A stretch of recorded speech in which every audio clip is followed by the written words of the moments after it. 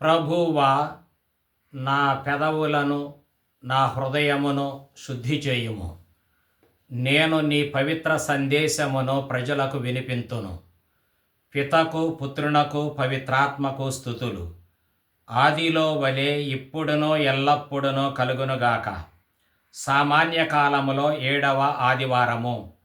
ప్రియమిత్రులారా, మానవుడు సర్వశక్తులను ప్రయోగించి అధికారం చేజిక్కించుకోవటానికి ఆశిస్తూ ఉంటాడు. అందరిపైన పెత్తనం సాగించే అవకాశం కోసం వెతుకుతూ ఉంటాడు.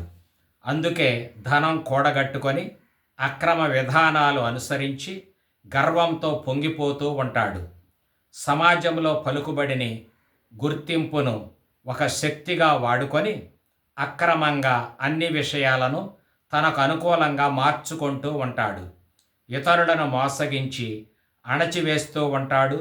ఉన్నత స్థాయిలో ఉన్నప్పుడు తన అధికారాన్ని దుర్వినియోగం చేస్తూ ఉంటాడు. పెద్ద పెద్ద అధికారులను మచ్చిక చేసుకొని స్నేహం పేరుతో త్రాగుడు పోయించి వారి సహాయంతో అవినీతి కార్యక్రమాలను బలపరచుకొని కొనసాగిస్తూ ఉంటాడు.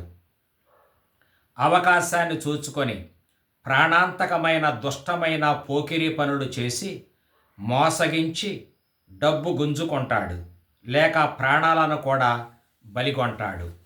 దౌర్జన్యంతో భయపెట్టి నైతికంగా హింసించి ఇతరులపై నిరంకుశంగా వ్యవహరిస్తూ ఉంటాడు. వీటన్నిటికీ కారణం అధికార దాహం, ధన వ్యామోహం, అవినీతి వాంఛ. ఈ అధికార మదంతో ఇతరులను పీడించి లోబరచుకొని వేధించి పైశాచిక ఆనందాన్ని పొందటం దీనిలో భాగం. సమాజ నాశనానికి ఇది హేతువు. ఈ లోక మానవులు ఇలాంటి నీచ ప్రవృత్తికి దోహదపడే అధికారాన్ని అహంభావముతో అనుభవించాలని కోరుకుంటారు.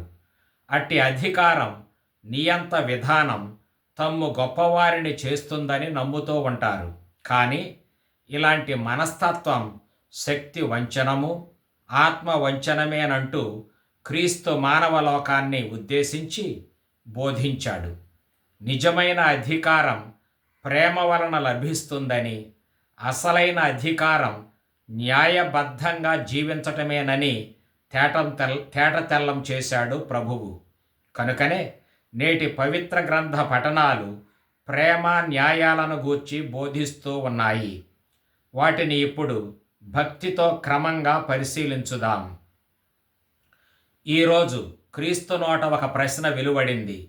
ఆయన తన శిష్యులతో, మిమ్ము ప్రేమించిన వారిని మాత్రమే ప్రేమిస్తూ, మీకు ఉపకారము చేసిన వారికి మాత్రమే ప్రత్యుపకారము చేస్తూ, రుణాన్ని తిరిగి చెల్లించగలిగిన వారికి మాత్రమే రుణమునిస్తూ ఉంటే మీకును పాపాత్ములకును తేడా ఏమిటి అని ప్రశ్నించాడు. కావున మీరు నా నిజమైన శిష్యులని, నా వలన హృదయ శుద్ధిని పొందినవారని ఈ లోకం నమ్మాలంటే, నేను నడచిన ప్రేమ మార్గములోనే మీరు నడుస్తున్నట్లు రుజువు కావాలంటే, మీరు మీ శత్రువులను ప్రేమింపుడు, మిమ్ము ద్వేషించు వారికి మేలు చేయుడు, మిమ్ము శపించు వారిని ఆశీర్వదింపుడు, మిమ్ము బాధించు వారి కొరకై ప్రార్థింపుడు అని ఆదేశించాడు. లోక 6:27-28 వరకు. పూర్వ నిబంధనములోను పొరుగువాని మీద పగ తీర్చుకొనకుము, వైరము పెట్టుకొనకుము, నిన్ను వలె నీ పొరుగువానిని కూడా ప్రేమింపుము అని ఉన్నది. లేవీయకాండం 19:18. ఇక్కడ పొరుగువాడు అంటే స్వజాతికి చెందినవాడు అని ఇశ్రాయేలీయులు అర్థం చేసుకొన్నారు. అందుచేత స్వజాతీయుల మీద పగ తీర్చుకొనరాదు, స్వజాతీయులను ప్రేమింపవలెను అని వారు దానికి పరిమితం అయ్యారు.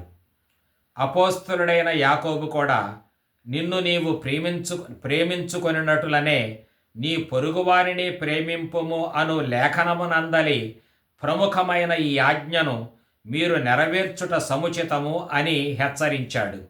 దీనికి భిన్నంగా ప్రవర్తిస్తే, పక్షపాత బుద్ధితో ప్రజల పట్ల వ్యవహరిస్తే మీరు పాపం కట్టుకొందురు అని కూడా తెలియజేశాడు.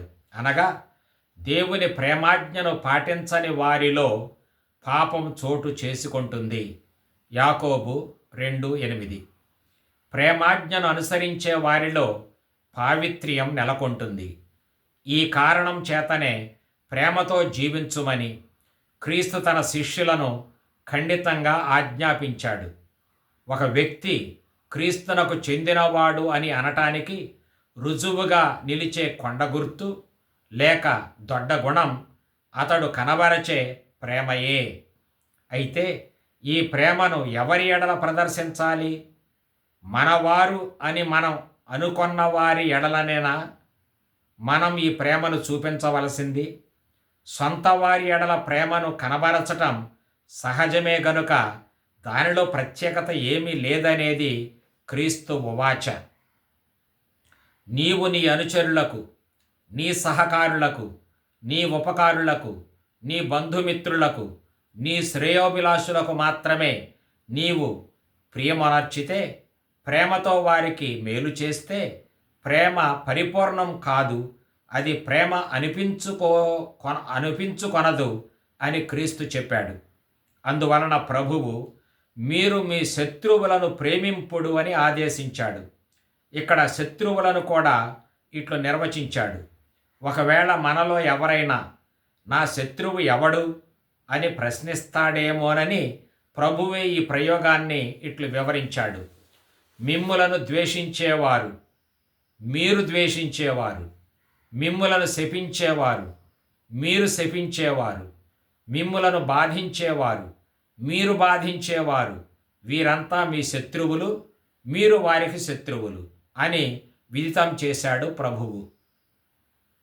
ఈ అర్థంతోనే పూర్వ నిబంధనములోని సామెతల గ్రంథం కూడా నీ శత్రువు ఆకలి గొని ఉన్నచో అన్నము పెట్టుము, దప్పిక గొని ఉన్నచో దాహమిమ్ము అని చెబుతుంది. సామెతల గ్రంథం 25:21. ఇక్కడ ప్రేమను గురించి కొద్దిపాటి వివరణం ఇవ్వాలి. గ్రీకు భాషలో ప్రేమకు 4 పదాలు ఉన్నాయి. ఒకటేమో స్టెర్గెయిన్, ఇది కుటుంబ సభ్యుల మధ్య, బంధువుల మధ్య, భార్యాభర్తల మధ్య సహజంగా ఉండే ప్రేమ. రెండవదేమో ఏరోస్, ఇది మన్మథ ప్రేమ లేక లైంగిక ప్రేమ. మూడవదేమో ఫిలియా, ఇది స్నేహితుల మధ్య ఉండే ప్రేమ. నాలుగవదేమో అగపే, ఇది నిశ్చయమైన ఒక నిర్ణయాత్మకమైన ఎన్నిక చేసుకొనిన ప్రేమ.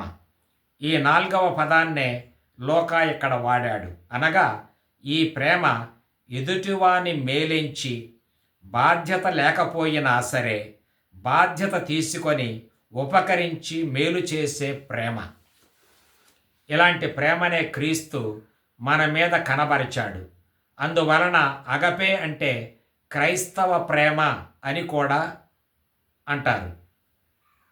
క్రీస్తు ప్రేమ లేక క్రైస్తవ ప్రేమ అంటే నిష్పక్షపాతంగా ప్రజలందరిపై శ్రద్ధ కలిగి దేవుడు ఉదారంగా కనబరిచే ప్రేమ. దీనినే ఔదార్య ప్రేమ అంటారు. ఈ ప్రేమ కొరకే ప్రేమిస్తుంది కానీ ప్రేమించినందుకు ప్రశంసలు అందుకొనటం, పొగడ్తలు, ముఖస్థుతుల కొరకు మాత్రం కాదు.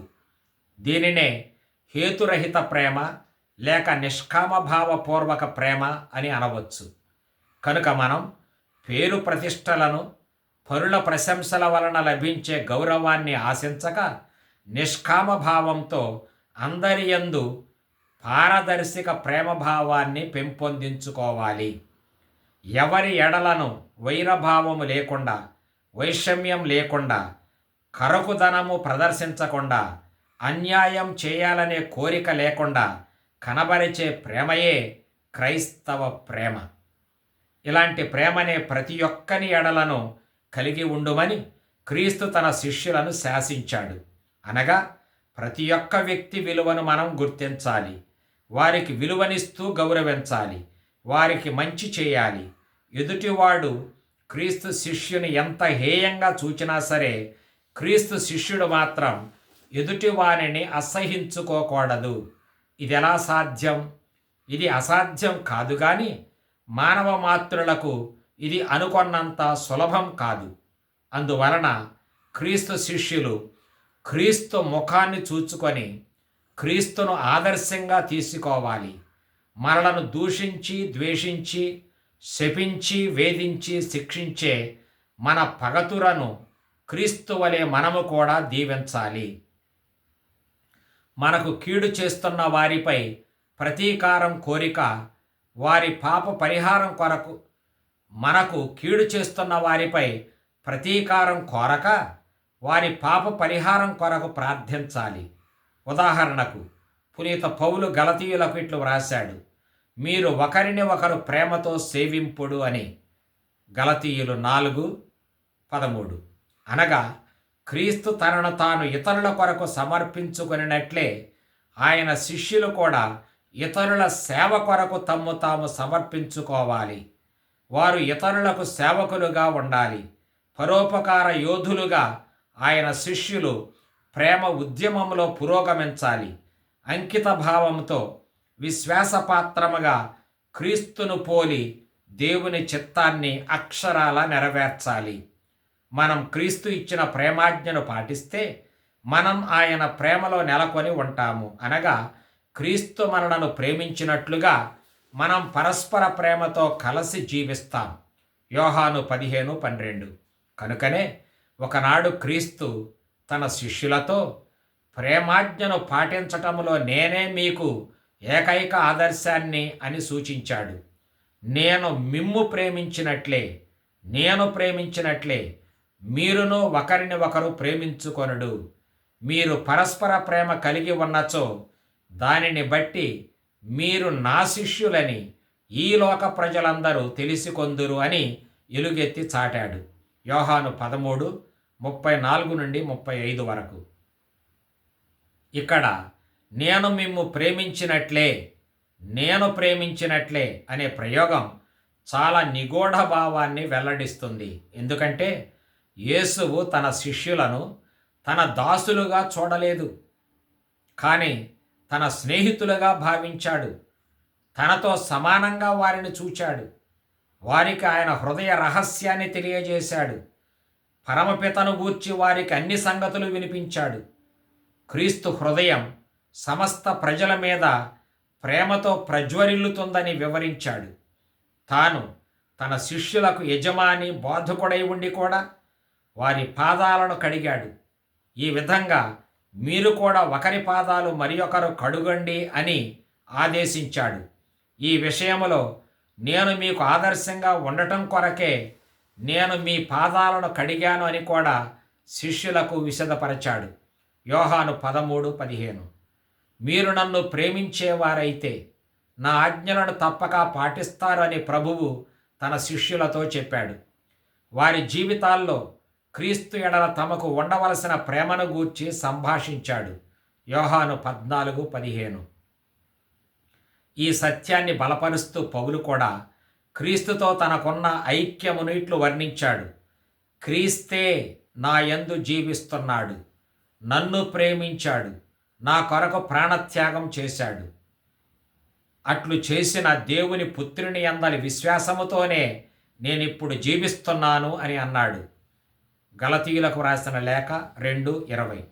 అందువలన ప్రేమగా విచ్చేసి, ప్రేమతో మానవలోకాన్ని సేవించి, ప్రేమతో ప్రాణత్యాగం చేసి, అందరి పాపాలను తన మీద వేసుకొని, ప్రేమతో పాప పరిహారాన్ని తన ఉత్థానం ద్వారా మానవులందరికీ కలుగజేసిన ప్రేమమయుడే క్రీస్తు. అట్టి ప్రేమికుని ప్రేమ మార్గములో మనం నడవటం సముచితం కాదా?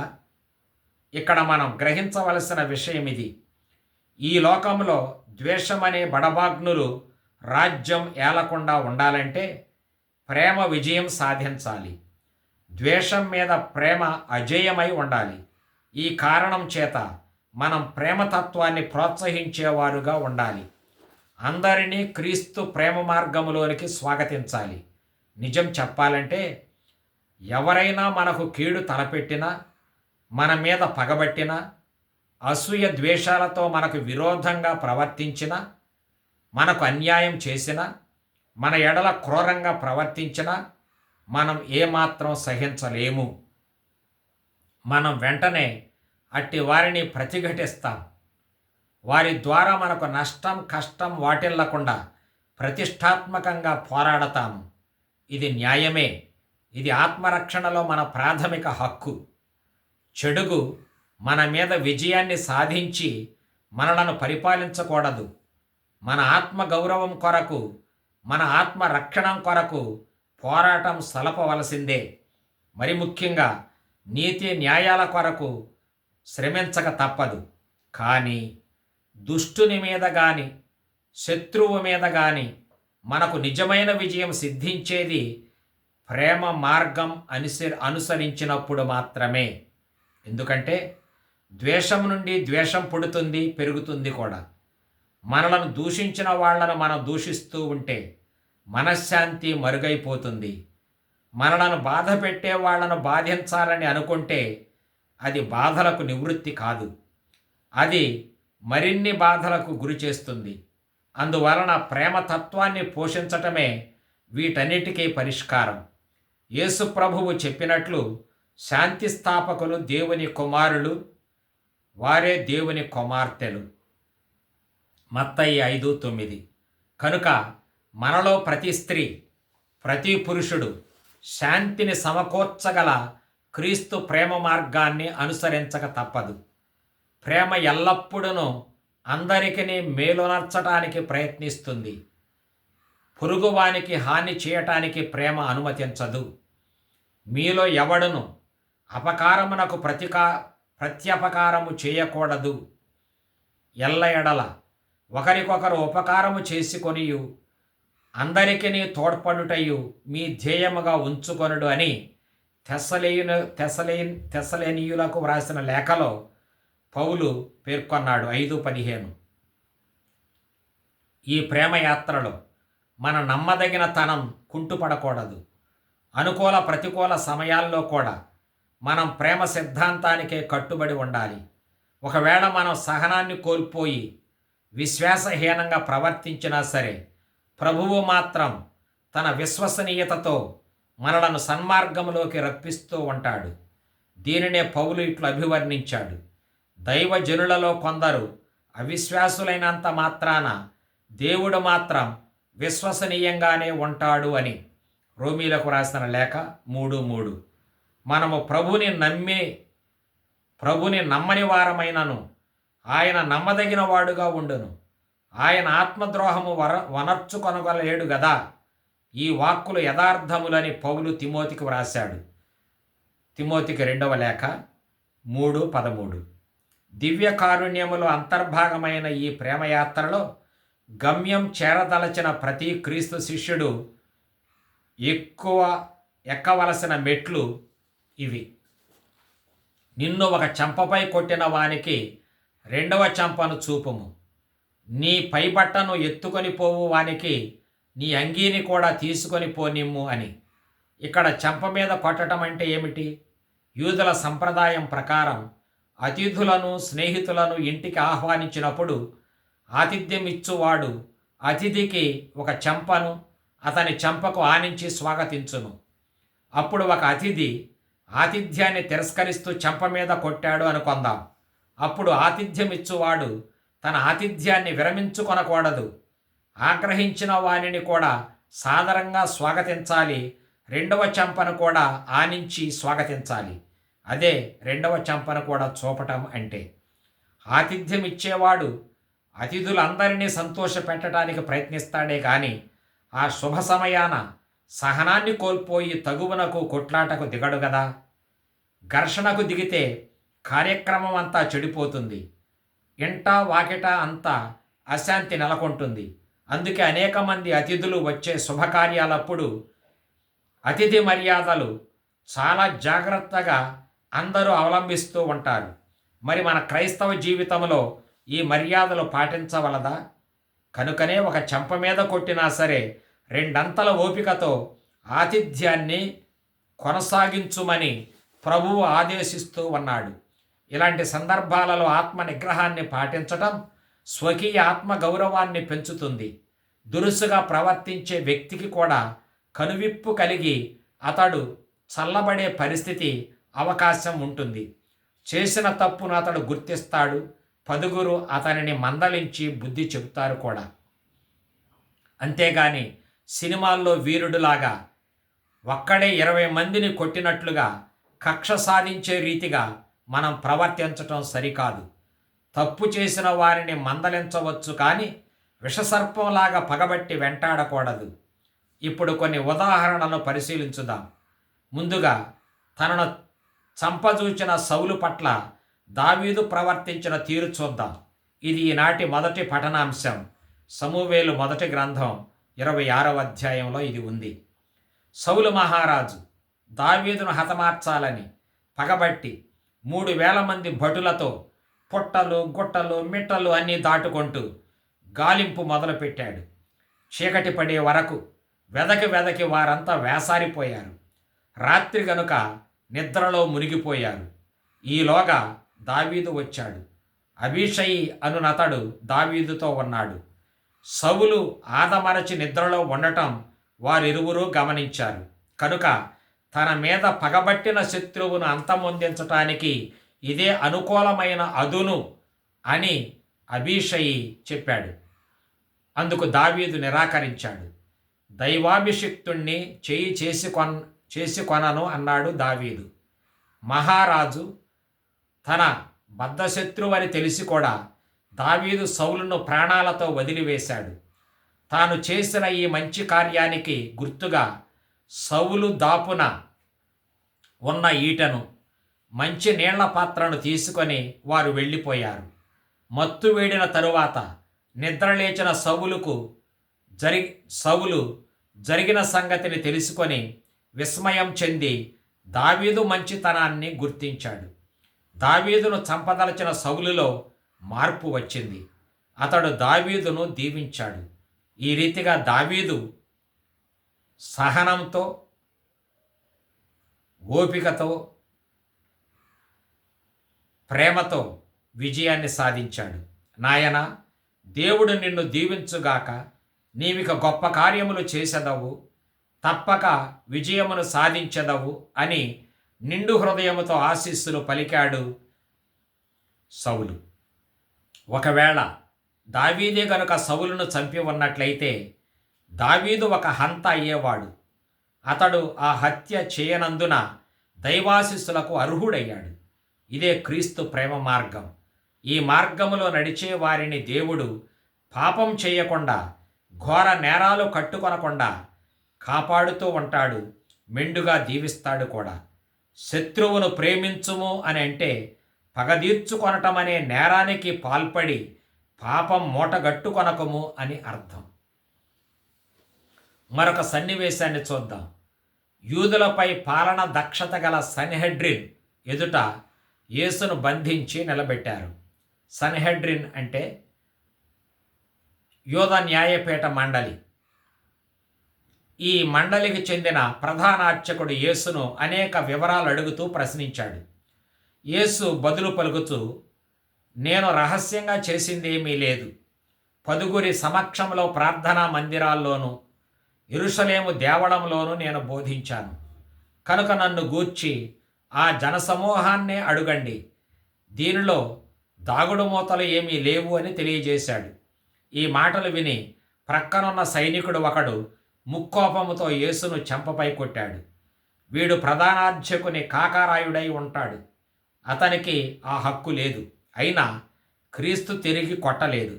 కాని నిశ్చింతగా ఇట్లు ప్రశ్నించాడు, నేను పలికినది తప్పు అయినచో అదేదో నిరూపించుము, సరి అయినచో ఏల నన్ను కొట్టెదవు అని.